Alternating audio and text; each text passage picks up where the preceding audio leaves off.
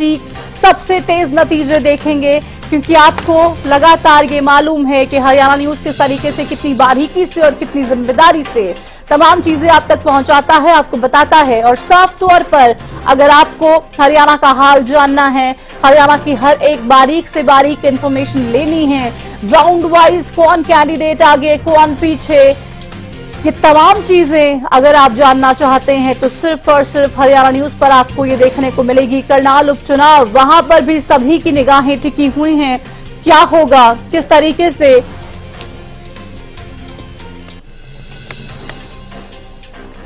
जो उम्मीदवार मैदान में है, क्योंकि वहां से प्रदेश के मुखिया नायब सिंह सैनी चुनावी मैदान में थे।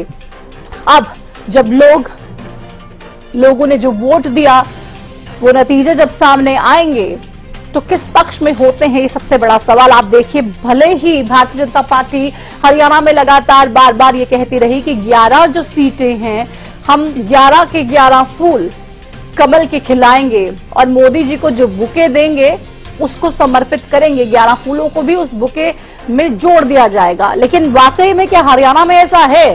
क्योंकि आप देखिए, हर जगह बार बार हमने जब लोगों से बात की, लोगों का मूड जाना, लोगों से समझा कि उनके मुद्दे क्या हैं, क्या परेशानियां हैं, तो आप देखिए ऐसा बिल्कुल नहीं लगा कि मामला एक तरफा है। कड़ी टक्कर हरियाणा में तो कम से कम देखने को मिल रही है। ऐसे में आज जब रिजल्ट आ रहे हैं, जब अब से कुछ देर बाद जब रुझान आने शुरू हो जाएंगे, आपकी टीवी स्क्रीन पर जो 0-0 के आंकड़े हैं ये बढ़ने शुरू हो जाएंगे, तब आपको मालूम होगा कि किस तरीके से हरियाणा के लोगों ने वोट किया। हालांकि हरियाणा के वोटर्स के बारे में अक्सर ये कहा जाता है कि बहुत ही समझदार वोटर है हरियाणा का। हरियाणा के वोटर को समझना मुश्किल ही नहीं, नामुमकिन है, भले ही कैमरे पे आपको कुछ भी कह दें। लेकिन किस तरीके से रिजल्ट आते हैं और क्या होता है, ये सबसे बड़ा सवाल इस वक्त सबके लिए बना हुआ है। हमारे साथ जननायक जनता पार्टी के प्रवक्ता अजय चौधरी फोन लाइन पर जुड़ चुके हैं।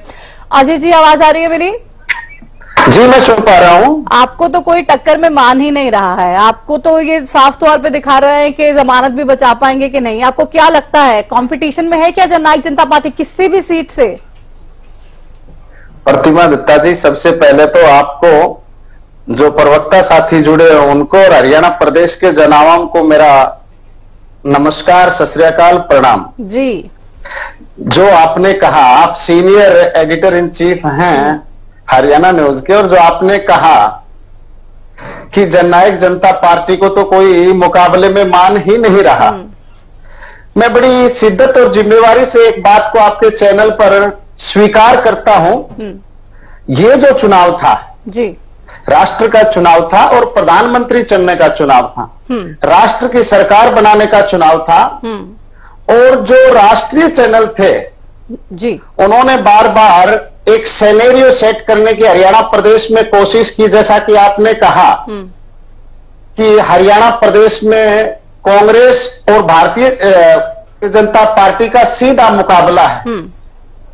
इस धारणा ने कहीं ना कहीं वोटर के मन में यह संदेह पैदा किया कि हरियाणा प्रदेश में भारतीय जनता पार्टी और कांग्रेस का ही दोनों का मुकाबला है। तो आप लोगों को पहले ही रेस से बाहर कर दिया? आप लोगों को पहले ही रेस से बाहर कर दिया क्या लोगों ने? आप मेरी बात सुनेंगे तो जल्दी बात करेंगे अजय जी, तो मजा भी आएगा और लोग भी जो सुन रहे हैं वो उनको कंक्रीट इन्फॉर्मेशन पहुंचेगी, क्योंकि रिजल्ट्स भी आ रहे हैं, साथ साथ तमाम इन्फॉर्मेशन भी लोगों को देनी है। जैसा कि मैं आपको बता रहा था कि राष्ट्र का चुनाव था, प्रधानमंत्री चुनने का चुनाव था, तो मेरा ये व्यक्तिगत आकलन है, अभी रिजल्ट आने बाकी है, कि वोटर दो ही दड़ों में ध्रुवीकरण हुआ है। एक भारतीय जनता पार्टी को हराने वाला, दूसरा भारतीय जनता पार्टी को बनाने वाला। तो पहले से ही हार मान लिए, तो अजय चौधरी साहब पहले से ही हार मान ली जननायक जनता पार्टी ने। आप ये मेरा एनालिसिस है, थोड़ी देर के बाद में रिजल्ट बहुत अच्छा एनालिसिस है आपका, और अच्छा है आप इस तरीके से मान भी रहे हैं। अभी तो आप देखिए कि काउंटिंग शुरू हुए 7 मिनट हुए हैं महज, और आप अभी से ही आपने एडमिट कर लिया कि ठीक है, लोग हम टक्कर में थे ही नहीं, हम कंपटीशन में थे ही नहीं। लेकिन अगर साफ तौर पे बात की जाए, आप देखिए अगर हरियाणा में भी कांग्रेस की हम बात कर रहे हैं, तो आप ये भी मानेंगे अजय जी कि राष्ट्रीय स्तर पर जो कांग्रेस की राजनीति है या कांग्रेस के जो नेता हैं, उनको लेकर हरियाणा के लोगों ने वोट नहीं दिया है कांग्रेस को। अगर वो साथ में गए तो भूपेंद्र सिंह हुड्डा के नाम पर गए। नहीं, मैं इस बात को एडमिट नहीं करता। हरियाणा प्रदेश में जिस तरह से आपने देखा चुनाव के अंदर भारतीय जनता पार्टी का जो विरोध था, तो लोगों ने डाइल्यूट होकर के ध्रुवीकरण कर करके भारतीय जनता पार्टी को हराने के लिए वोटकास्ट किया है। विपक्ष के लोगों ने जो भारतीय जनता पार्टी को हराना चाहते थे, उन्होंने कहीं पर भी ये नहीं देखा कि हमारा नेतृत्व कौन कर रहा है। उनका तो मकसद सिर्फ और सिर्फ भारतीय जनता पार्टी को धराशायी करना था। ठीक है, हमारे साथ कांग्रेस प्रवक्ता और आईएनएलडी से प्रवक्ता भी जुड़ गए। आप दोनों का भी बहुत स्वागत। वत्स साहब, पहले आपसे सवाल करूंगी क्योंकि जेजेपी वालों ने तो साफ तौर पे मान लिया है कि वो कंपटीशन में कहीं थे ही नहीं। आपको क्या लगता है कितनी मजबूती से इस बार आप लोग लोकसभा चुनाव में खड़े रहे, और अब जब रुझान आने शुरू हो जाएंगे तो कहां तक कांग्रेस पार्टी जा पाएगी? देखिए, हमारे इंडिया गठबंधन ने कहा है कि जो एग्जिट पोल तमाम दिखाए गए हैं वो हारेंगे और इस बार जो है जनमत जीतेगा। तो जो हमारे राष्ट्रीय अध्यक्ष और इंडिया गठबंधन ने कहा है कि इस बार 295 सीट प्लस इंडिया गठबंधन की आने वाली है और कांग्रेस पार्टी की जो है वो 150 से ज्यादा सीटें आने वाली है। ठीक है, वत्स साहब, एक बार आपको रोकूंगी बीच में, एक बार रोकूंगी। आपको एक बड़ी खबर आ रही है, उस बड़ी खबर से पहले लोगों को हम बता दें वो बड़ी जानकारी।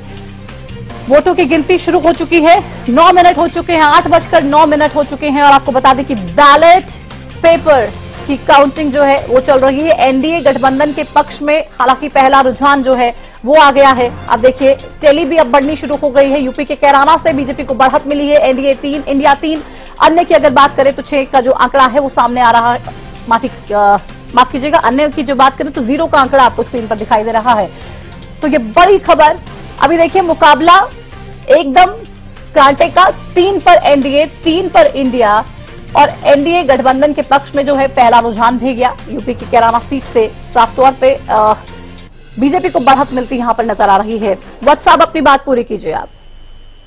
जी, मैं ये कह रहा था कि हमारे राष्ट्रीय अध्यक्ष ने कहा है, हमारी इंडिया गठबंधन ने कहा है कि 295 प्लस सीट जो है वो कांग्रेस पार्टी की आने वाली है, क्योंकि हमें विश्वास है कि ये तो बीते 10 साल रहे हैं। इस बीच में कोई एक कारण नहीं है कि जनता जो है वो भाजपा को या फिर एनडीए अलायंस को चुने। किसान उनको नहीं चुनेंगे क्योंकि उनके ऊपर 3 ताली कृषि कानून दिए, महिलाएं उनको नहीं चुनेंगी क्योंकि किस प्रकार से महिलाओं को महंगाई की मार दी, युवा उनको नहीं चुनेंगे क्योंकि किस प्रकार से बेरोजगारी दी। तो कोई ऐसा कारण नहीं है कि किस वजह से जो जनता है वो भाजपा को चुने।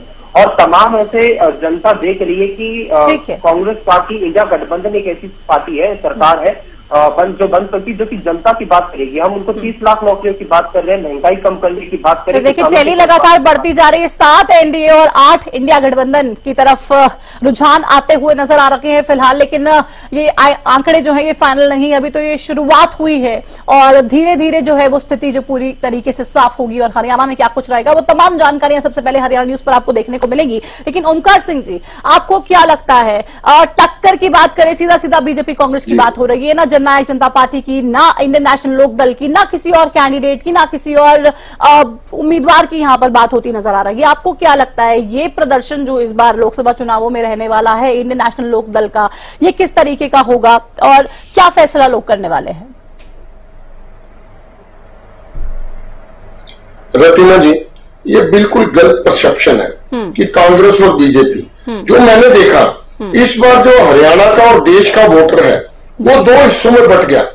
एक मोदी, एक नॉन मोदी, ना तो बीजेपी ना कांग्रेस। एक मोदी वो लोग जो मोदी को दोबारा से प्रधानमंत्री बनाना चाहते हैं, और नॉन मोदी में विपक्ष भी है, सिर्फ कांग्रेस नहीं है। कुरुक्षेत्र में अभी चौटाला जी स्ट्रांग है, सिरसा में स्ट्रांग है, हम हिसार में स्ट्रांग है। जहां विपक्ष की कोई और पार्टी स्ट्रांग है वहां उस पार्टी के पक्ष में लोग, और जहां वो स्ट्रांग कांग्रेस है, आप मान रहे हैं, आप सिरसा में स्ट्रांग मान रहे हैं ओमकार जी, आप सिरसा में स्ट्रांग मान रहे हैं अपने आप को, आप हिसार में स्ट्रांग मान रहे हैं और आप कुरुक्षेत्र में स्ट्रांग मान रहे हैं, हिसार में भी और कुरुक्षेत्र में भी। अच्छा, यानी कि आप कह